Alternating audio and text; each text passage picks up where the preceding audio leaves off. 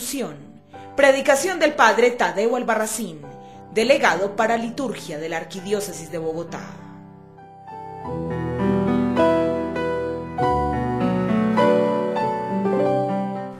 Hola amigos cristovidentes, de nuevo con ustedes para compartir algunas reflexiones en este contexto de la maratón de Cristovisión. Yo les quiero proponer que nos aproximemos al tema de la retribución en el Nuevo Testamento. La retribución en la Sagrada Escritura es un concepto que va evolucionando, que va variando, que se va profundizando desde los primeros años en los que se comienza a conocer y a escribir la historia del pueblo de Israel. La retribución se da en el contexto de la relación del amo y del empleado, del jefe y del trabajador.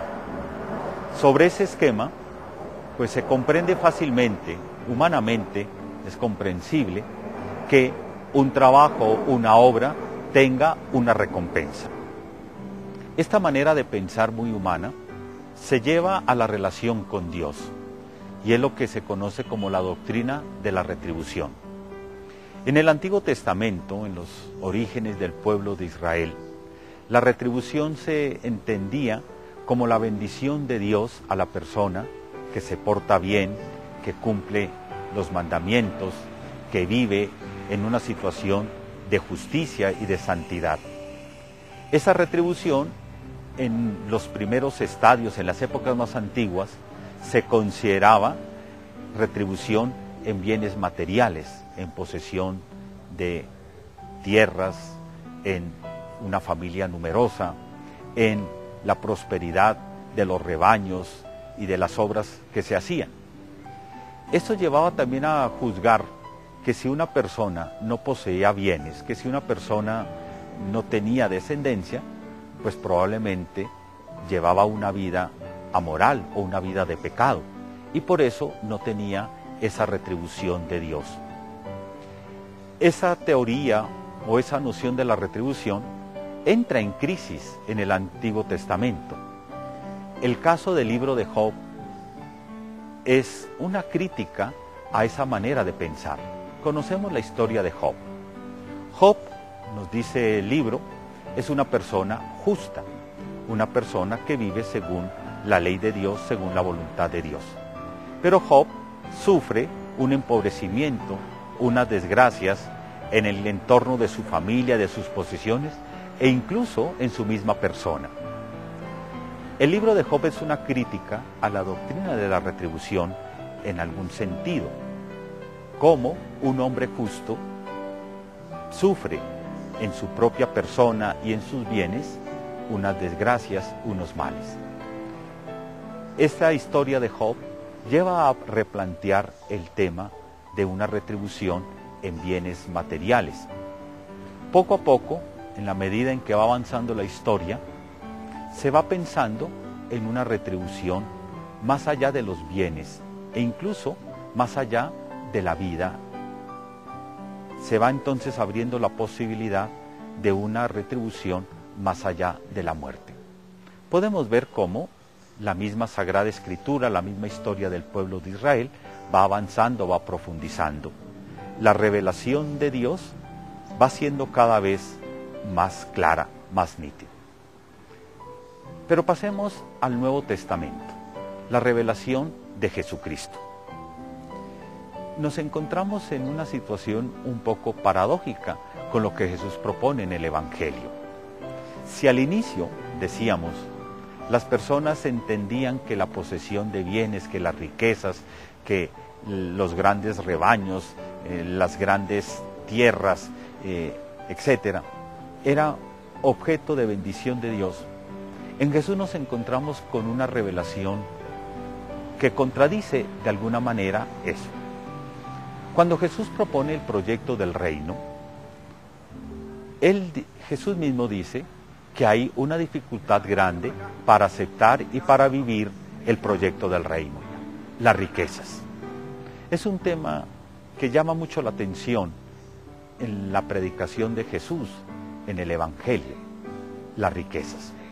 Las riquezas las propone Jesús como el enemigo como el obstáculo grande para ser hombre o mujer del reino. Yo les quiero proponer acercarnos a dos textos en el Evangelio de Mateo que me parece a mí nos ilustran sobre la posesión de Jesús frente al tema de la riqueza. Una parábola en la que Jesús nos propone el reino. La vamos a leer y después la comentamos. En el capítulo 20 del Evangelio de Mateo encontramos al inicio lo que se llama la parábola de los obreros invitados a la viña. Dice el texto: el reino de los cielos es semejante a un propietario que salió a primera hora de la mañana a contratar obreros para su viña. Habiéndose ajustado con los obreros en un denario al día, los envió a su viña. Salió luego hacia la hora tercia, y al ver a otros que estaban en la plaza parados, les dijo: vayan también ustedes a mi viña, y les daré lo que sea justo. Y ellos fueron. Volvió a salir a la hora sexta y a la hora nona, e hizo lo mismo. Todavía salió a eso de la hora undécima, y al encontrar a otros que estaban allí, les dice: ¿por qué están aquí todo el día parados? Ellos le dijeron: es que nadie nos ha contratado. Les dice él: vayan a trabajar a mi viña. Al atardecer, el dueño de la viña dijo al administrador: llama a los obreros y págales el jornal, empezando por los últimos hasta los primeros. Vinieron pues los de la hora undécima y cobraron un denario cada uno. Al venir los primeros pensaron que cobrarían más, pero ellos también cobraron un denario cada uno. Y al cobrarlo murmuraban contra el propietario.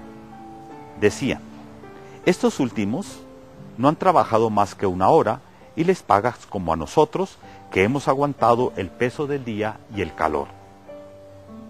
Pero él contestó a uno de ellos: amigo, no te hago ninguna injusticia. ¿No nos ajustamos en un denario? Pues toma lo tuyo y vete. Por mi parte, quiero dar a este último lo mismo que a ti. ¿Es que no puedo hacer con lo mío lo que yo quiero? ¿O tu ojo va a verme mal porque yo soy bueno?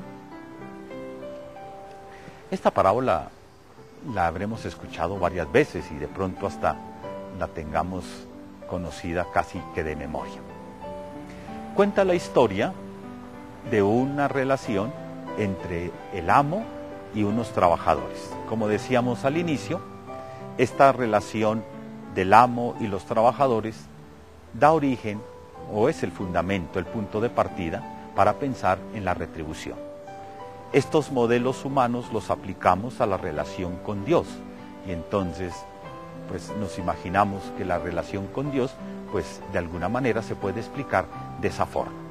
En la Sagrada Escritura hay muchas ocasiones en que situaciones humanas, realidades humanas se usan, se toman para comprender o para explicar la relación del creyente de fiel con Dios. Entonces tenemos como punto de partida, como contexto, esa relación obrero-amo, propietario-amo. Hay en la historia de la parábola unas contrataciones a distintas horas. Llama la atención en el texto de una manera escalonada: al amanecer, a la hora primera, a la hora tercia, va el amo contratando obreros, y así a lo largo del día. Viene esta situación de el final de la jornada, cuando se va a realizar el pago o se va a poner por obra la retribución.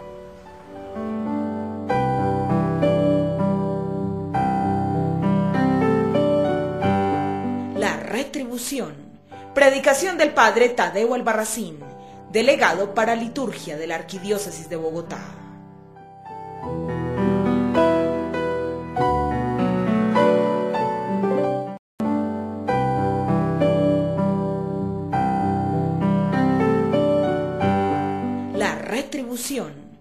Predicación del Padre Tadeo Albarracín, delegado para liturgia de la Arquidiócesis de Bogotá.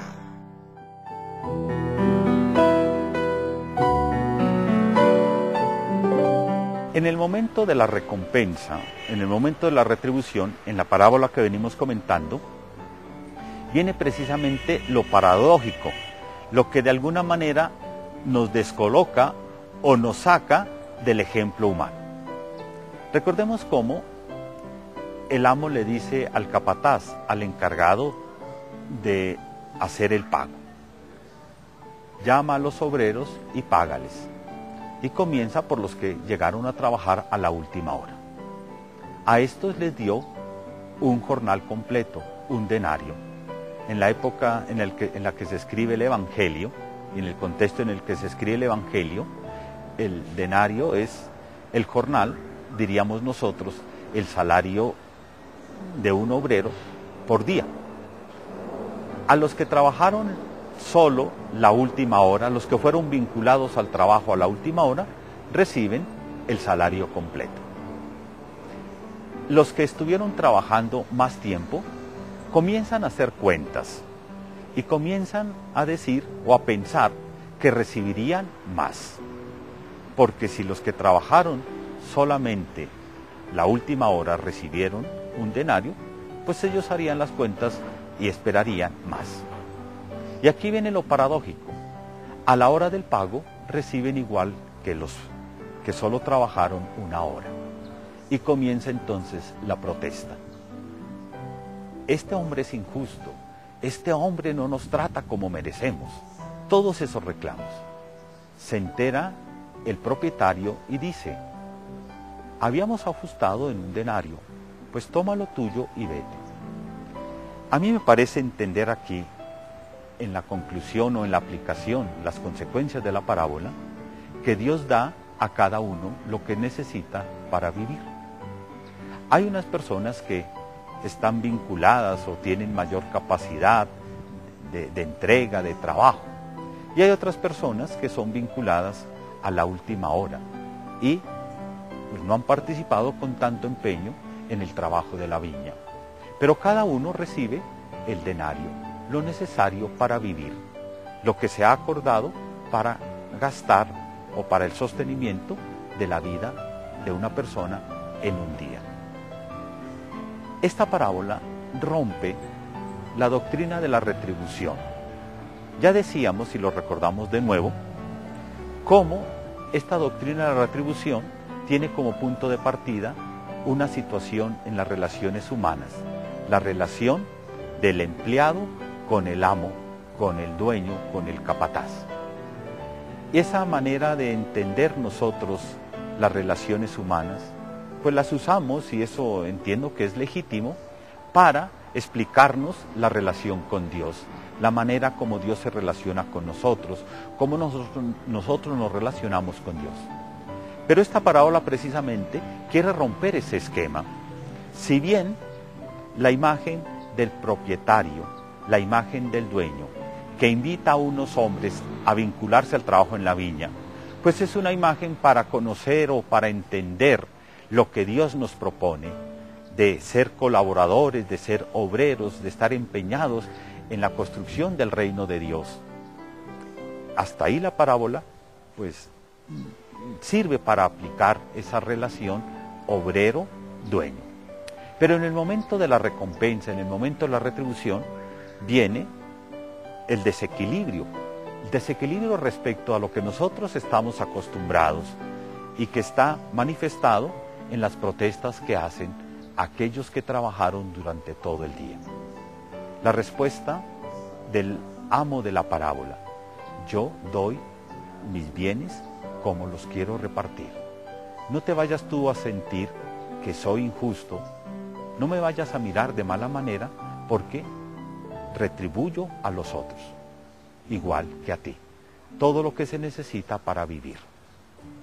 Esta parábola nos invita a pensar, como decíamos al inicio, en aquel cambio radical que hace Jesús.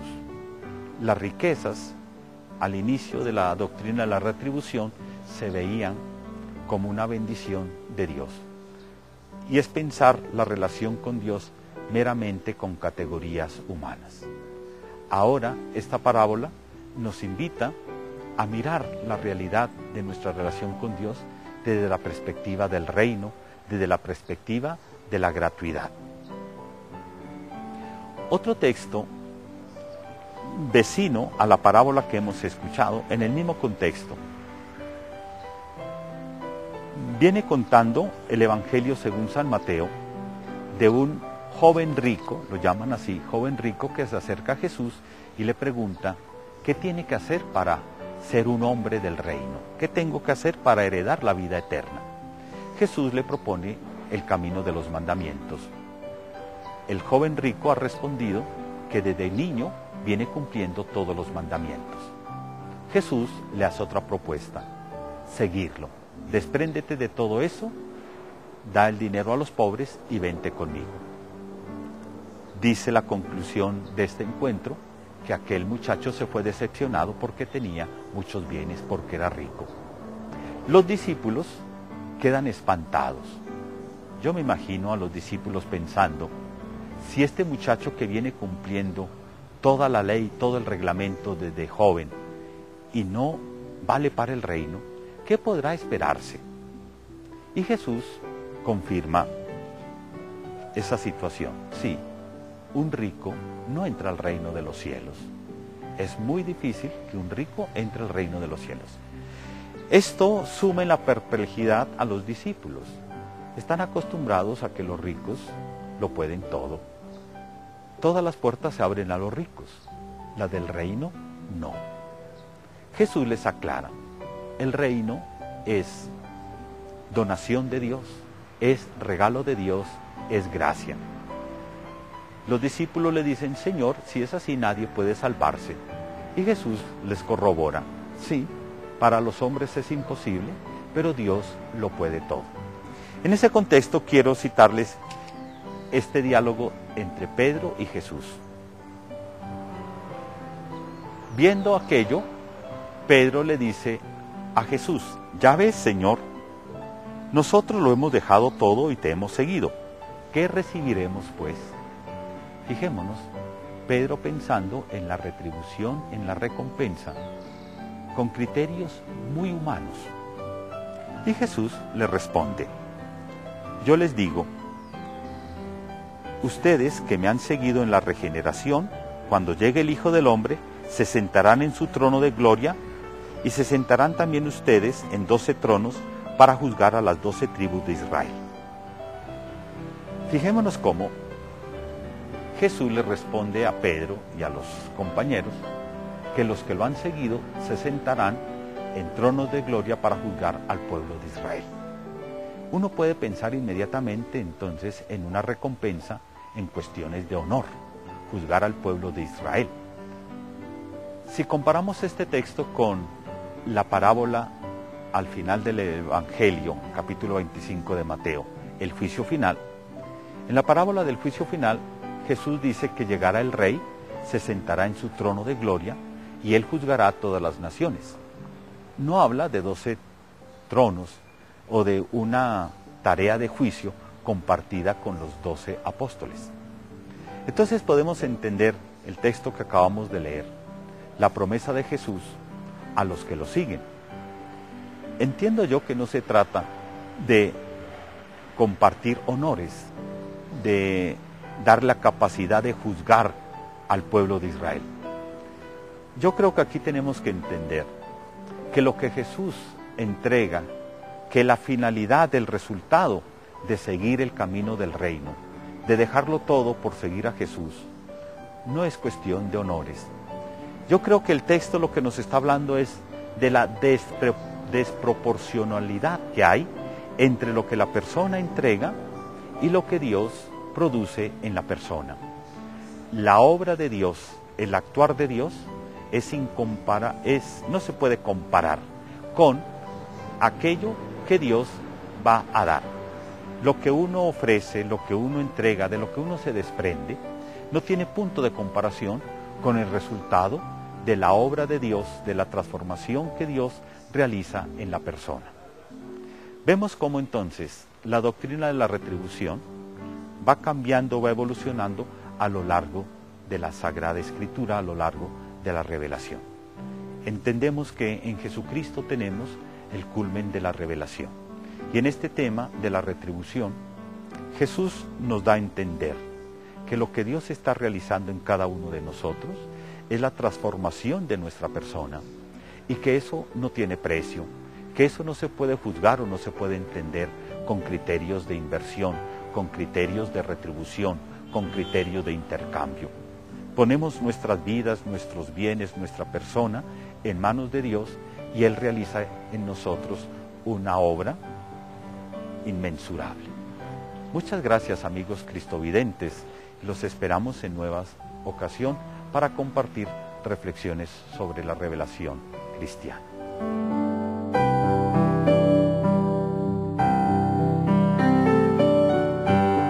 La retribución. Predicación del padre Tadeo Albarracín, delegado para liturgia de la Arquidiócesis de Bogotá.